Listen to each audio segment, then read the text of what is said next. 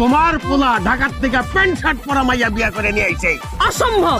এই ছেলেরে আমি নিজে পেটে ধরছি, আমার ছেলে আমার না জানা কোনদিন বিয়ে করতেই পারে না।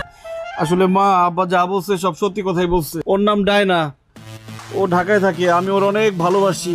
ওর বাবা অন্য জায়গায় ওর বিয়ে ঠিক করে ফেলছে, এই জন্য আমরা পালায় বিয়ে করছি, বিয়ে করে ঢাকা থেকে গ্রামে চলে আসছি। এখন যা হওয়ার তা হয়ে গেছে, আমাদের মাইনা নাও। চলো ডায়না, আব্বা আম্মা মাইনা নিছে। মাইনা নিমু না, দুইটারে ঝাড়ু দিয়া পিটাইয়া বাইর করে দিমু। এই বাড়িতে তোর কোনো জায়গা নাই, বাইরে তোরা আমার বাড়ির থেকে। তোমার বাড়ি, তোমার কেকার বাড়ি? এই বাড়ি আমার আম্মারও।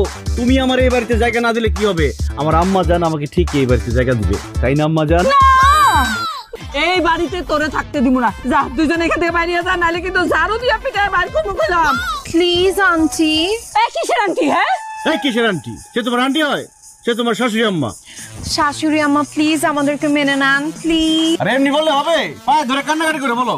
হাতে পায়ে ধরে কান্দাকাটি করলে কোনো লাভ হবে না, মাথায় তুইলা নিয়ে নাচলেও কোনো লাভ হবে না। আমাদের একটা মাত্র ছেলে এত কষ্ট করে জন্ম দিছি, আর সে কিনা শহরে গিয়ে এই প্যান্ট শার্ট পরা মাইয়া বিয়া করে নিয়ে আইছে। অসম্ভব, এটা মানি না, মানবো না। বাইরে যা তোরা।